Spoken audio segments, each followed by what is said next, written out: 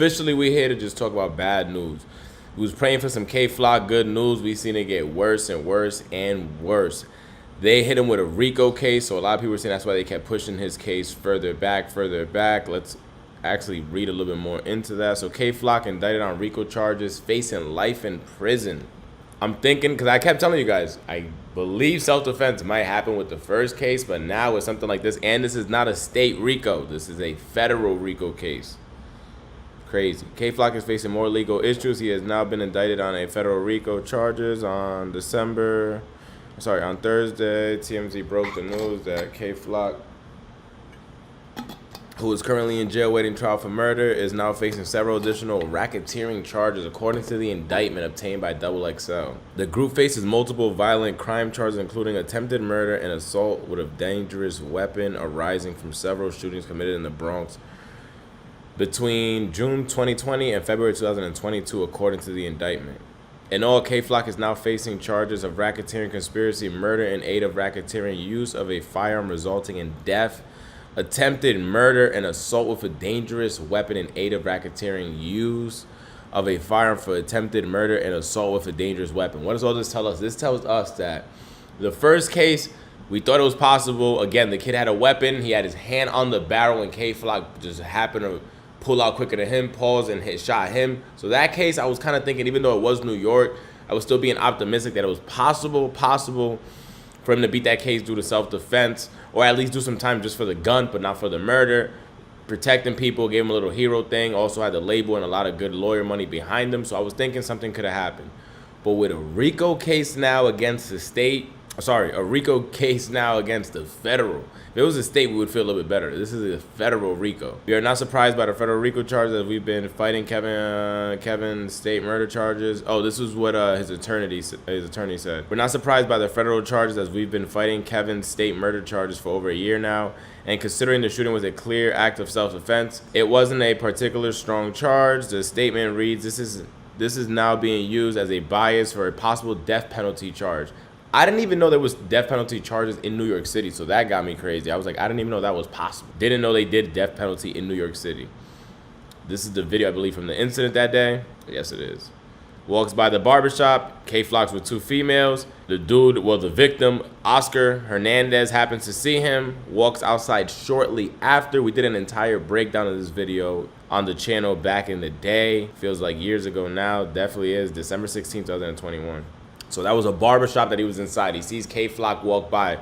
This was when we found out, when this video dropped, that the cops were capping. They were like, oh, K-Flock walks inside, tells homie what you looking at, then walks out. None of that happened. As you see in this video, K-Flock looks back straight, continues walking. Dude sees who it was and goes out after him. Right here, this is when all the barbers come out, because he probably was like, oh, I'm about to be on timing right now. Oh, it's about to be lit, action, movie. And you could tell when the gunshot goes off, because look right here.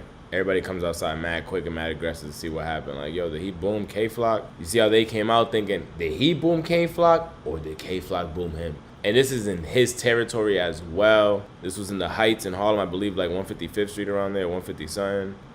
Initial reports claim K-Flock confronted the victim while he was getting a haircut inside the barbershop. Hernandez then said to have walked outside when an argument ensued and K-Flock and Hernandez was shot. However, video of the incident shows K-Flock walking past the barbershop with what appears to be a young kid with him. Hernandez then exits the barbershop and appears to follow K-Flock before he is shot off camera. Now the rapper has additional problems on his hand. He's facing mandatory life sentence in prison and found guilty on federal charges. That's the main thing, because you see, this was what I was saying. Like, I seemed a little possible for Flock to beat that. Yeah, the hardest thing was being in New York City, but I just thought with the kids being there, the person being a known gang member, Oscar Hernandez, also having a rap sheet like K-Flock, so I thought all that would work in his benefit. But now a federal Rico case is not going to look good. It is not going to look good at all. Also, the dude that reacted to K-Flock's song, Are You Ready? Remember that? Gra Gra Boom, the lawyer.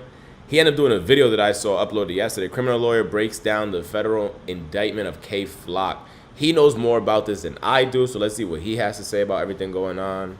And if he has any tips and tricks or information he can share with us like insiders. Criminal defense lawyer, and I say that because I swim in the pool of criminal defense. It's what I do. I'm a criminal defense lawyer. I go to the office, or if it's K-Flock was in Harlem and he's accused of shooting somebody, Now remember, That's what we were just talking about. That somebody happens to be Oscar Hernandez. I just want to make sure it's not echoing. I'm a criminal defense lawyer.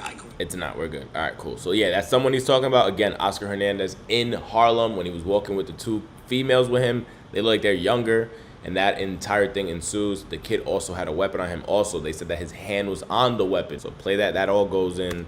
This that should all. You should take all those details. 2021. So he's been in jail for a little over a year in Rikers Island. That's where K-Flock is right now, Kevin Perez. 8 members of the Bronx gang, Sev side and Third side, are charged with murder, racketeering, and relevant violent offenses. And remember what I was telling you about these feds all over the country are going to start using racketeering laws in order to curb gang violence. My whole thing is why all the gangs in New York get hit with RICOs, right? And it's always usually federal RICOs. I'm not sure about the RPT, if that one was a federal or state. I think that was the state one. But usually in New York City, 6ix9ine, that was a federal one. The K-Flock happens to be a federal one. I want to say that, what's the Blood Gang? Casanova's, I think his was a federal one. So my whole thing is why all the Atlanta dudes usually get states like Hood Rich Pablo. I believe Rollo's was a state, and now we see YSL's is also a state. I actually got to go watch that on Hulu today. They uploaded that Hulu doc. I did not have time all weekend to watch that. I'm going to watch that right after this. But yeah, that's always the question. Like, why New York dudes always just, Atlanta, they get hit with the book ASAP. Now in New York, and I guarantee you it's going to be happening in Chicago and Louisiana. Damian Williams, he's the United States Attorney for the Southern District of New York, is the one who's charging this case out. And they announced the unsealing of the indictment. Now, let's talk about a sealed indictment for a second. A sealed indictment is where the government charges somebody but doesn't make it public. Why would they do that? 2 reasons. One, if they don't have somebody in custody, they don't want to make it public because they don't want the person to flee. That's one reason. But number 2 is if they have an ongoing investigation and the person's not in custody, they are going to run into a little bit of a problem if people are going to start popping off witnesses once they know that they've been indicted. So they keep it secret until they get the person in custody. The indictment charges Kevin Perez, a.k.a. K-Flock, a.k.a. K, a.k.a. KK, and Devon Mason, a.k.a. BJ, Irvin Beeman, a.k.a. EJ, Nicholas A. Johnson, a.k.a. Nick, Sean Smith, a.k.a. Sticky, and Sticky's the one that we watched. Swayze, I'm not sure if you guys watched the Swayze break this down. I watched his video as well. When he gets to Sticky, he says, I think he was breaking down Sticky's only facing like 18 years with Flock's facing life. And he's like, yo, they're trying to make an example out of K-Flock because Sticky has already been involved in a couple other bigger cases. So he's not seeing how is it fair, the time differences that they're getting. It's never fair when you start doing all these crimes together. And Jesse Castro, a.k.a. Jesse, they're charging them all with conspiracy and other crimes related to the membership of the Sev side or DOA, a street gang based in the Bronx. Now let's talk about a conspiracy. What's a conspiracy? It's an agreement between 2 or more people to commit a crime and then enact in furtherance of the crime. You don't even need to commit the whole crime. And here's the other thing. Federally, the conspiracy law sucks for the defense because you don't have to even know your co-defendants, your co-conspirators. That's the shit. Usually everybody always says that. I remember I saw 50 break that back down the other day. Like, yo, if you get hit with conspiracy, you know you're going to do some time. Or you got to do some snitching. Or, you just know it's not going to end well for you. Conspiracy is one of the hardest charges to beat when you get hit with that from the federal state. You don't even have to know who they are. The Southern District of New York is a badass office. There's Damian Williams in their office. Again, always remember, there's 2 different charges, federal and state. When you get a federal RICO, it's a lot worse. It's a lot harder to break. And when you get that conspiracy charge on top of that, it's like a really high class. Everything's working against me. And they're the ones investigating Trump. They investigated Michael Cohen, and Michael Cohen's cooperated with them. So it is a very well-known, and here's the other thing. That is also an office. I think Rudy Giuliani used to be the U.S. attorney in that office, and they were really well known for taking down the mob. And so they're kind of doing the same thing, only on a different level. They're using RICO, which is Racketeering Influence Corrupt Organizations Act, and basically they're establishing that there's an organization, and that's not hard to do. Just some mild affiliation will do. And it's always easier when all the dudes are yelling DOA and Sev side and watching on all their tracks. It's going to be hard then at the end of the day to say you're not part of it. Remember, with the YSL, they're using tattoos. People like Gunn and all these other dudes have YSL tattooed on them. So when they were trying to incriminate all of them, they're like, yo, if you have a tattoo of YSL, your ass is coming in because you are part of the set. When you brand yourself, you're making it a lot easier for them to hit you with the Rico. And then any crime committed for the benefit of that organization. And it can be any slight crime. But here we have some pretty major stuff going on.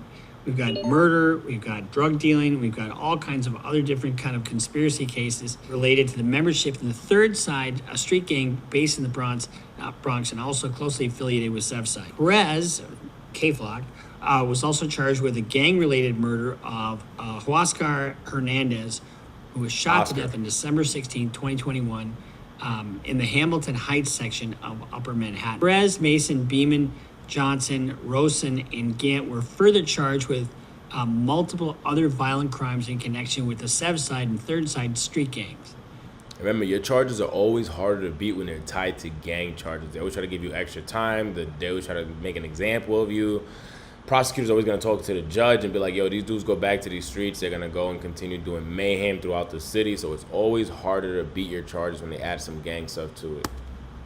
Including attempted murder and assault with a dangerous weapon, rising from seven fucking shootings, committed in the Bronx between June 2020 and February 2022.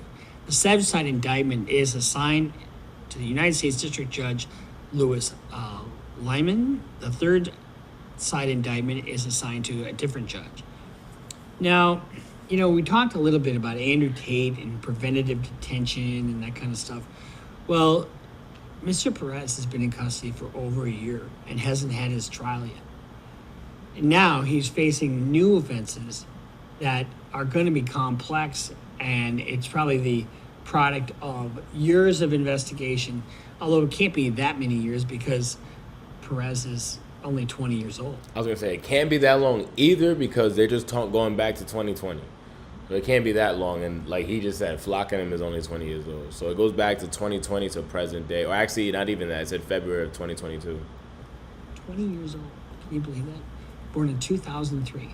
These guys, when they are young, can't see the consequences of their action. They act first and then whatever happens later. Whenever you see an older guy that has been through this shit, they always try to tell the younger guys to just calm the fuck down and to not do what they're doing. You know what I mean? They see the glitz, they see the glamour, they get the camaraderie and the brotherhood of being in a gang, but everybody seems like they get dragged down. There's so many murders going on. There's so many young black men that are dying as a result of their affiliation with gangs. And I think I've said this about 100 times. Just in Jacksonville, Florida alone, there's over 50 unsolved homicides. I mean, we gotta stop this, people. Bro, my mom asked me that shit. Like, you would be down to move to Jacksonville? Hell no, I wouldn't be down to move to Jacksonville. He said there is currently 50 unsolved murder cases in Jacksonville of young black men. I'm good. Why would I be driving a U-Haul truck that way? You have to. And we also get caught up in the social media world. The hyper machoism or the hyper materialism, And you be seeing all these dudes going on live together, laughing and joking around together. A lot of that shit really got different energy behind it. Don't think it's all laughy, hee, ha. They just trying to keep it low key because they be 12 on them lives. Where's your Pagoi? Where's your Pagoi? Let's just get rooted in what's fucking real, people. Honestly, build your life, build your education, build your financial future, build your relationships. Instead of trying to build your financial future. Flock really had the opportunity to change not only his life, not only his boy's life, because he already kind of gave them the little clout to do that, but his mother's life and his family, like direct family, like his sister and all that, their life should have been different. And that is short money. Because look where Perez is right now. He is in custody. He's been there for a year. So that's a year out of his young life. That is 5% of his life, right? Or roughly thereabouts. And he's looking at the possibility of going to prison for the rest of his life. For what? Certainly can't be said to have been worth it. So Rosen and Gant, the couple of the guys, they are in federal custody in connection with the charges contained in the third side superseding indictment. They use some of these terms like superseding indictment. You have an indictment, and then if other people either join or they add new charges, they supersede. So the next one is called a superseding indictment. Perez, who is in state custody, because those were state charges on that homicide. Remember, yeah, he's facing two. He's facing state and federal. Federal's the Rico. State is the murder charge against Oscar Hernandez in Manhattan. And I'll tell you about that in a second. It has been transferred to federal custody and is being expected to be present later. So if they can tie that homicide in, they can use that homicide as another act in furtherance of criminal activity of the gang. You know, in other words, in furtherance of the RICO charge. What the U.S. attorney said was over a span of several years, the members of these gangs have allegedly terrorized neighborhoods in the Bronx and Manhattan by killing and shooting other people. Through these charges, we will hold Sev Side and Third Side members responsible for plaguing our communities with gun violence. So this is an effort by the federal government to step in and clean up neighborhoods and where the locals are not doing their job. So they say. In Minneapolis, the U.S. Attorney's Office is picking up a lot of street crimes. I've had carjacking cases picked up by the feds, which they never in the past were doing that at all. K Flock's lawyer is a guy by the name of Jeffrey Richmond. Now, if that name seems familiar, it is because he represented El Chapo. So he's lost some pretty big cases. I was gonna say, yo, no bullshit. I was gonna say, yo, that's lit. And I was like, well, hold on. El Chapo's doing life in prison. Like, I don't know. Do you really want someone that lost? That's like me going to get the dude that lost the case with Tory Lanez. Like, yeah, he was Tory's lawyer, but Tory didn't come out on the bright side of things. Like, do you really want him to represent you? El Chapo was going down. There was no way he could win that case, I don't think. But that was a good payout. It's a huge case. That boy's up. So Chapo, ostensibly he's going to have good representation. You got K Flock's. But Interscope Records probably paid him. I think he's in the scope of Columbia. And I don't know if he knew this indictment was coming down. He had to have some inkling that the feds were breathing down his neck. But the feds try to keep it quiet. So they said for years, Sev Side and Third Side engaged in disputes with rival crews in the Bronx and Manhattan, which resulted in numerous acts of violence, including the following. So Perez murdered Oscar Hernandez. I just told you about that. So they're adding that case that he's already fighting, part of the RICO case. So is it good, though, either way, no shit is going to be good, but is it good for his federal case if he beats the state case? Like, yo, that wasn't even nothing to do with gang shit. It was just Perez trying to protect himself. Perez, Gant, and Rosen shot at rival gang members in June 2020. Johnson shot at rival gang members in June 2020. Gant shot at a rival. These boys was wild in 2020 lockdown. Like, you was supposed to be home. They was bugging out all 2020. This is really the RICO case, all 2020. Gang member in July 2020. Gant shot at a rival gang member, another one in July 2020. Bro, four out of a lot of charges, though, were at June and July. They actually should have been sitting inside. Rosen shot at a rival gang member on December 13th, 2020. Perez, Mason, and Beeman shot at rival gang members in November 2021. And Mason shot at rival gang members and hit an innocent bystander on February 10th, 2022. The other thing that they're doing is there's so much gun violence on the streets right now. And I've got several cases with switches, where my clients are getting switches from China, and then they intercept them at the switches like the shit you add in the Glock and turn them from a semi-automatic to fully automatic handgun. Post office. So if you're thinking about getting a switch for your Glock 9 with a 30-round mag, don't do that. There's absolutely no good that can come of it. And if you get caught with that switch, you're automatically going to get more time. On top of having the weapon, you're going to get more time for modding the weapon. I'm all for Second Amendment. I'm all for protecting yourself, but do it responsibly. Do it with a legal firearm if you're going to do it. So this has just been our, I've been reading off of a press release from the Southern District of New York's U.S. Attorney's Office. So I've been reading off of a press release from the United States Attorney's Office for the Southern District of New York, Damian Williams.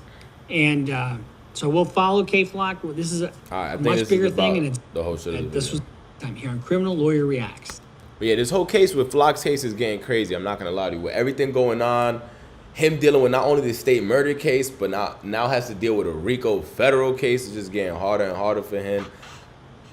We was hoping he pulled through with the self-defense. I was really optimistic about that case due to, again, the kid Oscar Hernandez also having criminal charges in his past, being the one that came out the shop and followed K Flock when he was with the children.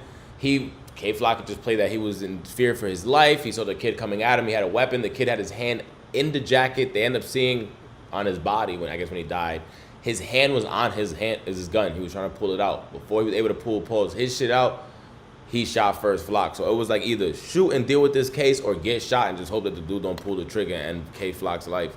As we've seen happen to so many other artists, and not only in New York City, but just in the city that they're from. So that case, I was a little bit stronger where, like, I think Flock can at least do time for the handgun, and he's already been in there for a year. Probably do like 5 more years, and then get self-defense on the murder. Now it's looking a lot harder because they're now even coming federal and trying to say, no, that shit was gang-inducing act to help out the gang that murdered. I still don't believe it was, because if you're going to go shop or go look for ops in their hood, because he was in the old white neighborhood, you gonna bring kids with you? That's the only point that's the only part that don't make sense. You don't think he would have been with his DOA Seth side niggas? You think he'd be walking around with 2 kids? That's why I don't think it is what it is. I think it does have a lot to do with self-defense. But now with this Rico case on top of that, it's gonna be even that much harder to prove. As the lawyer, we just heard him explain that to us right now. Let's pray for him. If you like this video, this was dope.